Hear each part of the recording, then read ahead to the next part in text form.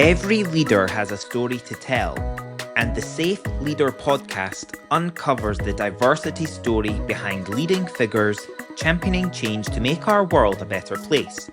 Join me, your host, Mark McBride-Wright, as we hear from business leaders, academics, entrepreneurs, and agents of change as they share their journeys of innovation, resilience, and transformation. Together, we explore how they embrace the principles of safe leadership, sharing, acting, feeling, and empowering to create safer, more inclusive environments for everyone.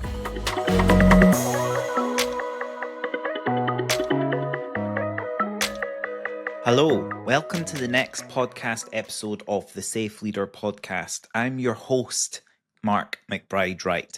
This is a single episode, a single recording of just myself. It's a mini-sode.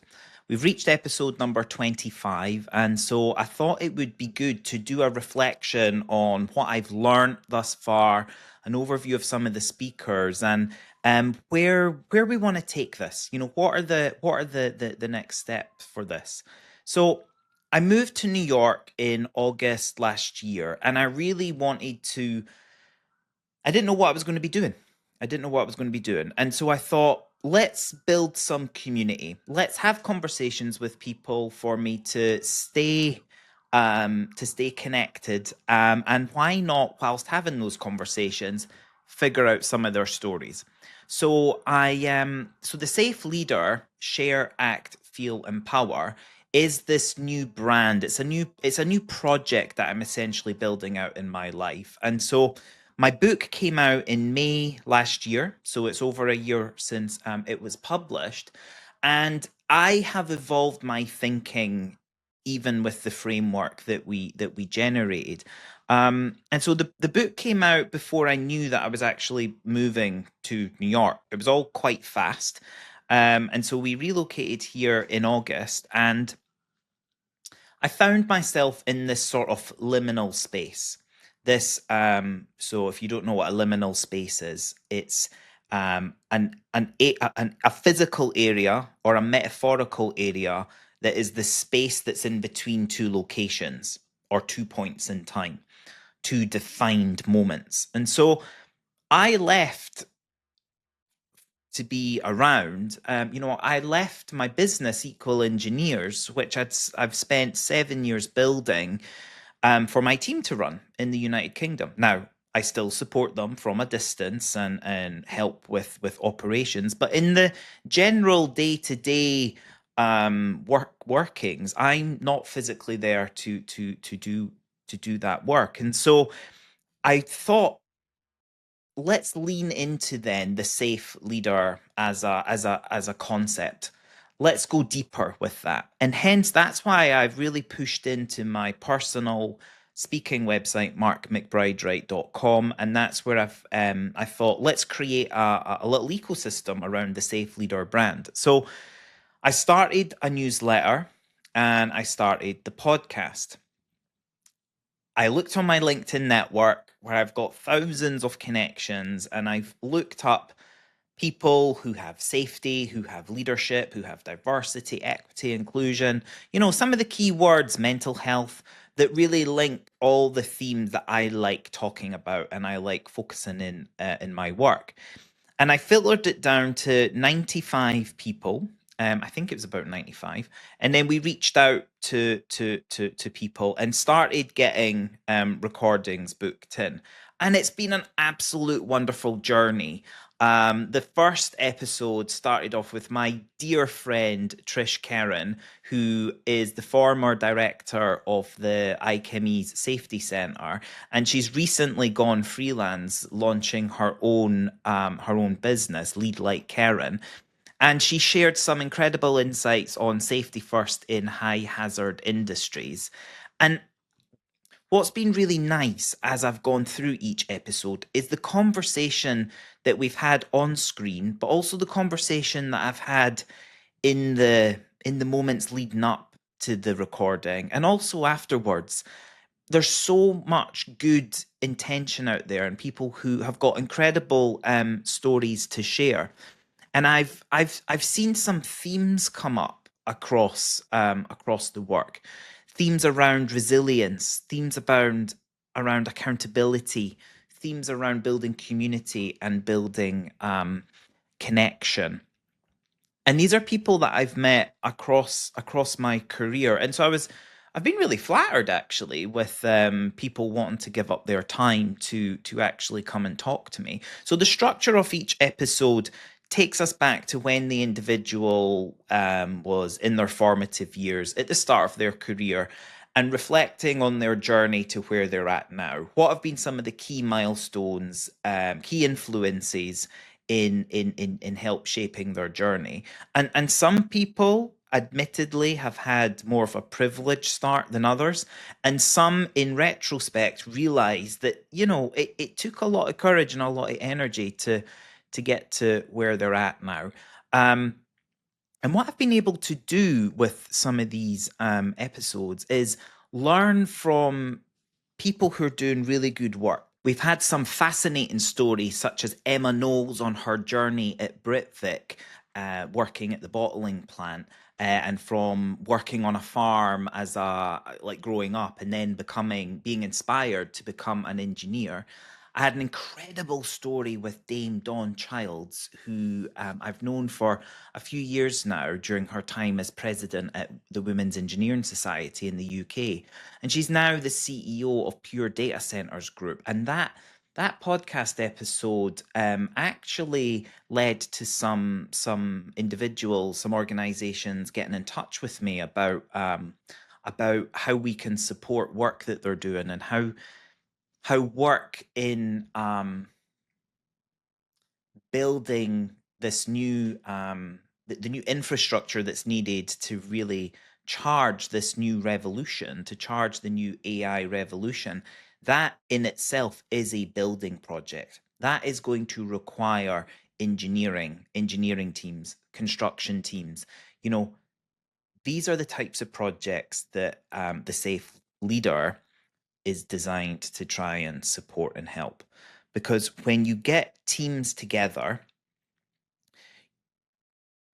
there's often a dissociation that occurs between the individual and who the individual is, and then the culture of the team and the project. And it's good inclusive leadership that brings the team together to focus on the task in hand. And I'm really interested in that area of leadership, that area of being able to show up truly and authentically as who you are in a psychologically safe environment where you can share what you want to share without fear of retribution. But oftentimes, I think people mask, people cover, people hide. They don't share what they really think for fear of, you know, something bad being said about them or them being made to feel silly and on the spot. And I often find, like with leaders, they get so caught up in their head about how they're going to be perceived on specific topics that they hold back or they don't share their vulnerabilities. They don't share what they don't understand in order to learn. So I've learned a lot. I've learned a lot from the leaders who've joined this episode and who've joined this podcast so far.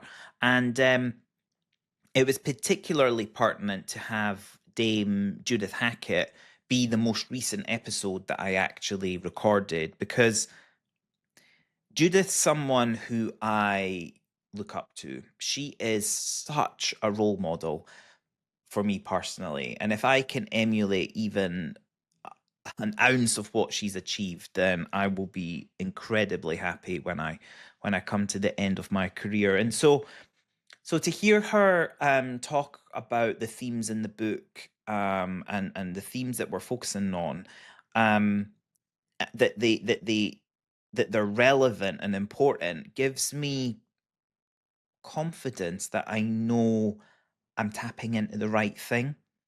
That we're touching a nerve that is a pressure point on how people are feeling right now. And because my context now is living in the United States, where there's been a lot of pushback on diversity, equity, and inclusion, I'm trying to reconcile how do we still continue to make progress in workplace culture when the thing that we were betting on to help underscore and underpin is being ripped apart, torn apart, pulled apart. And I think there is still a way forward in this work with safety. I think safety is where it should live in tandem with within human resources.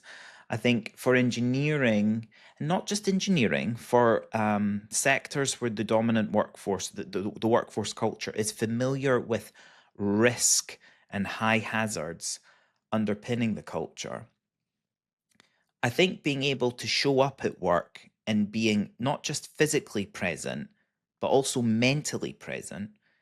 You don't want people physically present and mentally absent. We want everyone there focused on the job, able to do the good job that they're paid to do. I think that is where there is a this is where we need to land and house our efforts on workplace belonging and inclusion. And so I feel like my unique experience as a safety engineer, but also as a inclusion practitioner, makes me able to see these connections. And so it's been very endearing working with clients who buy into this vision, and then who trust us, who trust me to help guide their teams through those exercises, those discoveries. So I wrote the book a year ago, and since then we've been working on a new training course, the Safe Leader training course, which I was absolutely thrilled to pilot at our client Rolls-Royce SMR earlier this year, and we took lots of feedback on to help make sure we were landing it in the right way, designing it the right way, getting the right pedagogy, the right engagement. And we've got it to a point now where today we've celebrated a milestone where we've submitted it for certification to CPD UK. So the hope is that once certified, we will then have a product that can demonstrate that an engineer or an individual who's been on it has done that self-development to get 12 learning hours towards their professional development. Of course, it's a requirement, being a chartered engineer or an incorporated engineer, being a licensed engineer in the United Kingdom, to be continuing to do that investment in not just the technical side of your profession, but also the essential skills that come with leadership, particularly on diversity, equity, and inclusion. And so, given that engineering has a majority male workforce, we're not going to make any progress, any significant systemic fundamental shift, unless we get the majority groups on side. And I've just got this slight inclination that despite all the good work that's happening out there and the strategies that some businesses are deploying to try and diversify the profession in terms of talent attraction, I don't think we're given enough focus to changing the system that we have now. Working with the employees, the workers, the contractors that we have in the workforce now, meeting them where they're at, making them feel included in the conversation. And if we were getting that right, then we would see improvements in retention and a reduction in burnout, stress, workplace incidents, potentially.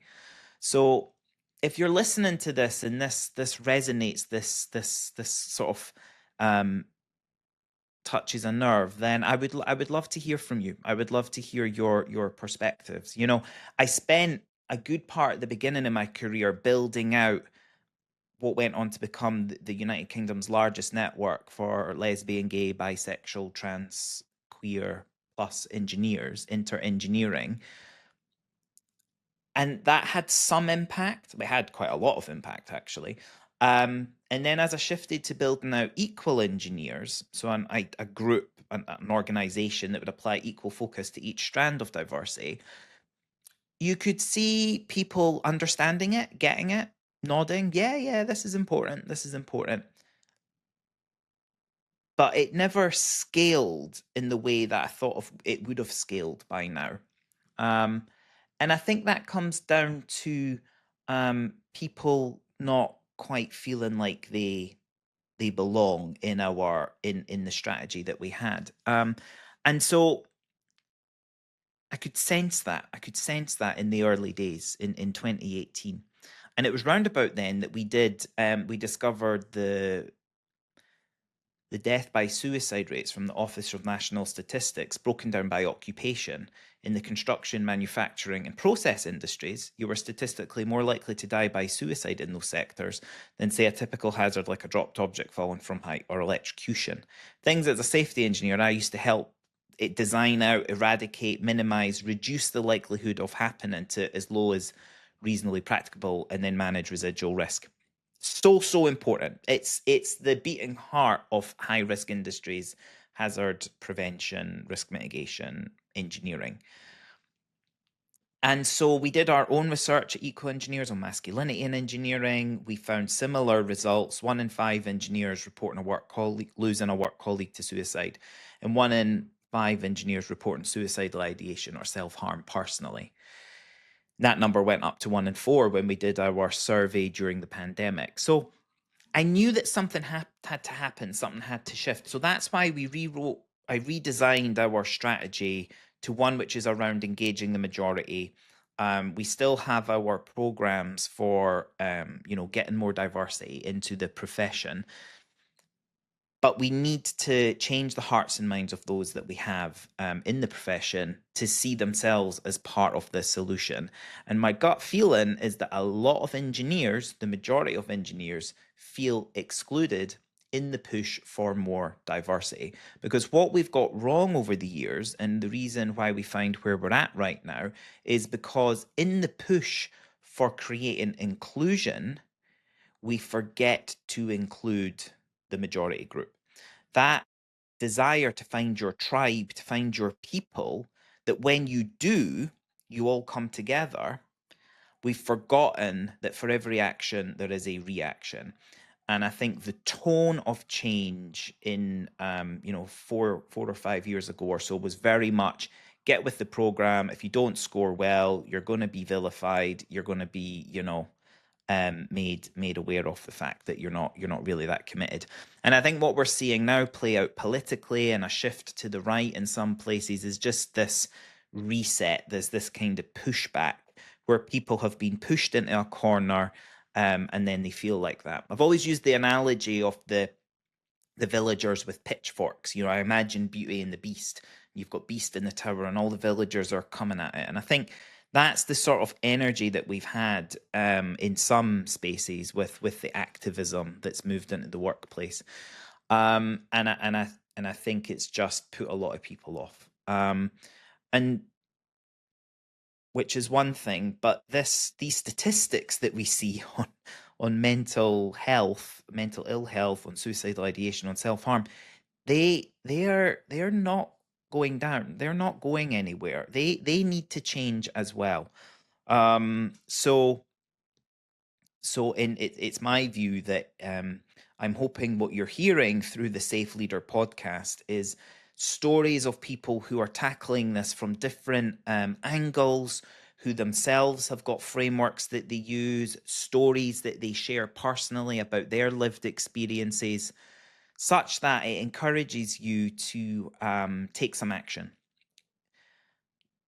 The SAFE stands for share, act, feel, and empower. What is the story that you've got to share? What is it that by you being open about a particular aspect of your lived experience, it then means that others could acquire learned experience about that? I'll give you an example. I was working with a leadership team once, 10 people in the room, and the topic came up about things beneath our waterline that we maybe don't talk about in the workplace. And someone was vulnerable enough to share that they were at that point in time going through IVF. They were struggling to conceive, and it was really affecting how they're showing up at work.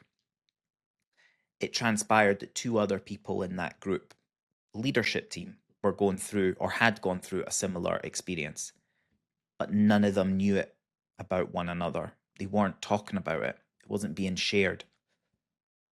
And so they ended up thinking, my goodness, well, if we scale this up to the organization level, how many people are actually being affected in our organization?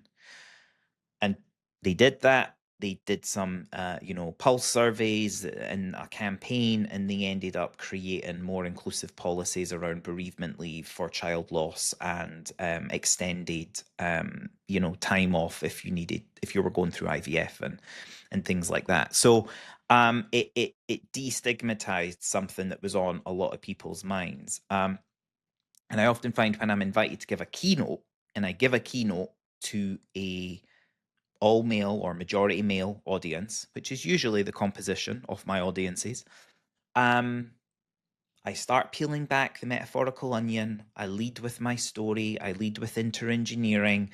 And it's nice, people are liking it, they see the rainbow flags and they're okay, okay. But then we get to the masculinity and engineering data, and then you can hear a pin drop. You can tell that it's relevant to their particular context. And I always get people who come up to me afterwards or send me a direct message on LinkedIn and share some of their thoughts. They're kind enough to share that insight. Or when we've delivered at client sites, there's usually a personal story about an event that's happened on that site with some sort of loss of life due to suicide. So the more we can talk about this, the more we can help align our inclusive work practices with safety and place equal focus on physical safety, on mental safety and mental health as we do on physical safety, then that will unlock a lot of progress. So that's my ambition. That's my ambition for the Safe Leader. It's to create a movement. It's when you say to something, oh, I'm a safe leader. Oh, right. Okay. Share, act, feel, empower. Cool. What's your story? What is it that you share with people? What is it that from looking at you, I can't tell about you? But you then sharing something that you've been through creates more opportunities for interpersonal connection. It's actually just like simple engineering probability. The more stories there are out in the world, the increased likelihood there is of someone hearing a story that links to their identity or who they are or what they've been through. And that applies to the white, straight, male majority that represent most of the engineering workforce. And I think we're not doing it enough at scale. Corporate strategies aren't looking at safety in this way, or any work that is being done on diversity, equity, and inclusion isn't being considered through this lens. We're fortunate enough in our client portfolio that we do have some clients that are trusting us to look at things in this way. And we're rolling out some of our safe leader training with executives, with leadership teams, and then gradually rolling that out across their organizations. And so my hope is that we can, coming back to the continuing to do the talent attraction to diversify the sector in the long term, but we need to retain the people that we have for as long as possible and shift the culture of the workplace that we have today. And that is where this work fits right in.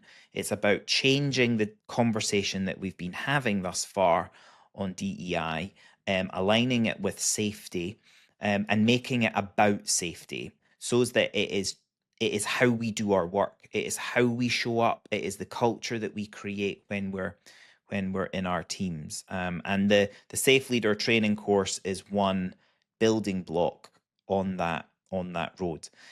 We are also I'm also doing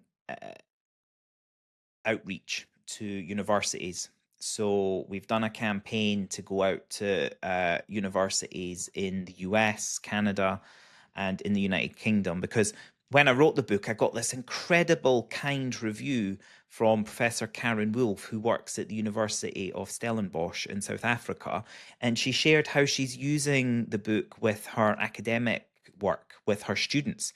And so that was one of my intentions when writing the book. It's how could this be used in the design studies, in the classroom, essentially. And so part of my visiting professorship, my Royal Academy of Engineering visiting professorship at University College London at UCL, has involved using elements of it in the curriculum at UCL.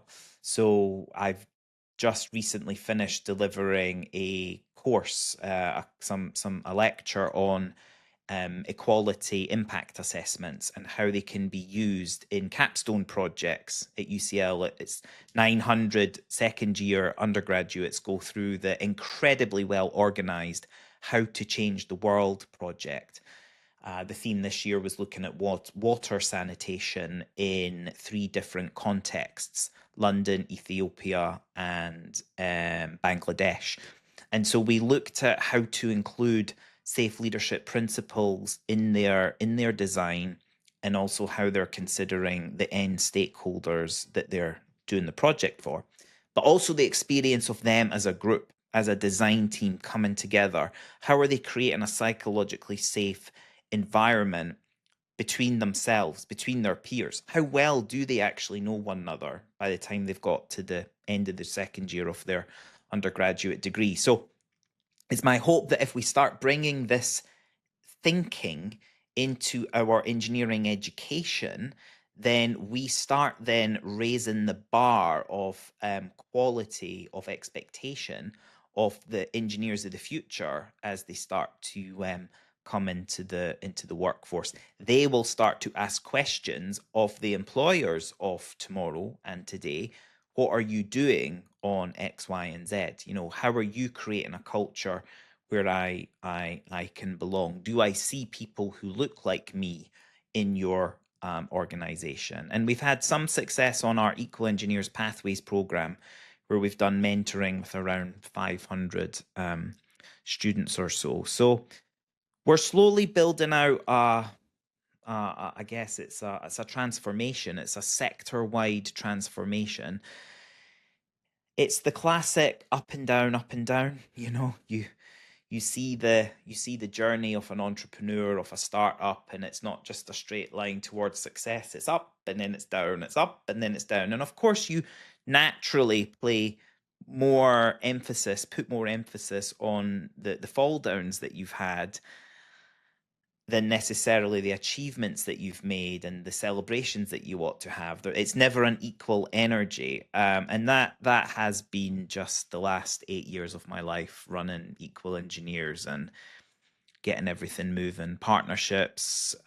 You know, the number of times, I'm sure every founder feels like this, you know, if every sales agent, even, you know, the number of times you arrange meetings, you have meetings, but then the conversations just go quiet or they don't go anywhere.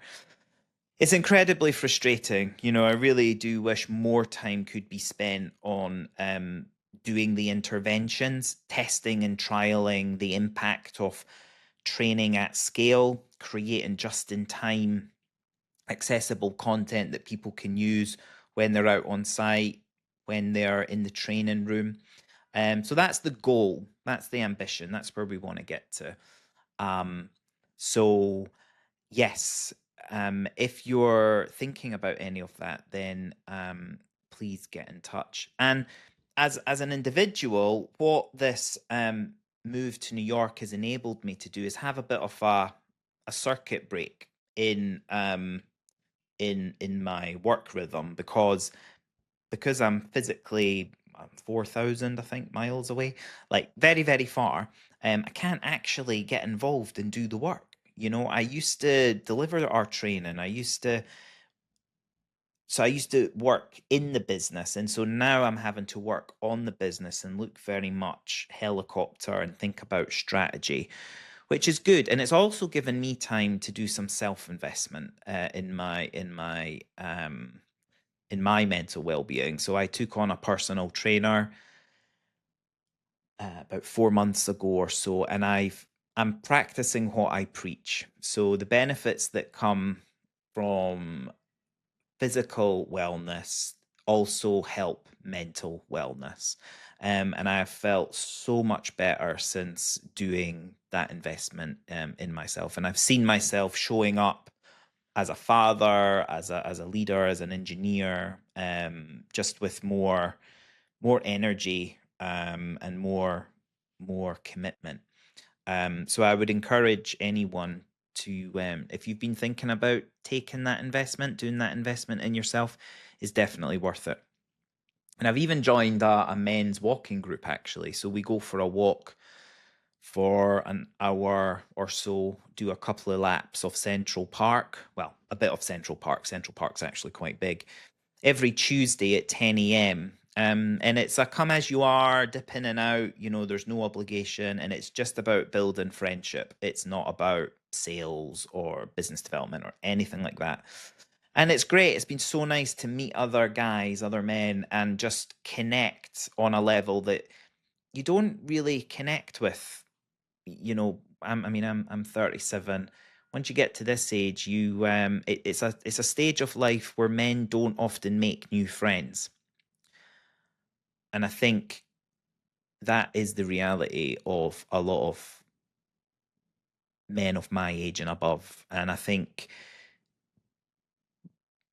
that's where we need to start creating those friendships, building those friendships, or evolving workplace relationships into deeper friendships or understanding one another. And so relying on brain chemistry and neuroscience to help with that, creating positive habits that then achieve that's one of the things that really excites me, and I'm looking at covering a bit more in my work. So, minisode 25, share, act, feel, empower. I want to ask you, who should I speak to next? Who do you want to hear? What voices do you want to hear on the show? Have you got anyone that you would recommend? Would you yourself like to appear on it? If you would, then just get in touch. Send me a message, send me a LinkedIn message, or email me, mark@equalengineers.com. And then we also have, I just wanted to do some announcements. So the Safe Leader Open course is now available for booking. So please, we've got various dates arranged around the world. Currently, we're planning the United Kingdom, but we probably might have some dates in the US by the time this recording goes out. So check out the website, equalengineers.com, or check out my website, markmcbridewright.com. And if you want to get this delivered to you weekly, we usually publish every Thursday, Friday. We're trying to get a bit more consistent in the timing. Please subscribe to the newsletter. You can find the subscription to the newsletter on my website, markmcbridewright.com. That's markmcbridewright.com. And I'm sure there's a way that we can make it appear as a magic button on this video or in the comments beneath whichever platform this recording is appearing on. So thank you so much for supporting The Safe Leader and being a listener. And I look forward to exploring more themes with you on future episodes. You have been listening to the Safe Leader podcast, uncovering the diversity story behind leading figures championing change to make our world a better place. If you have enjoyed the episode, please subscribe to the Safe Leader podcast on your podcast platform of choice and get notified when a new episode goes live. Did you know that we also offer a full transcript on each of our podcast episodes? Check out my website, markmcbridewright.com. Here, you can also explore the training, coaching, and keynote speaking services I offer. And whilst you're there, why not join the Safe Leader community by subscribing to the Safe Leader Insights mailing list? Thank you for listening, and please come back and join us on a future episode.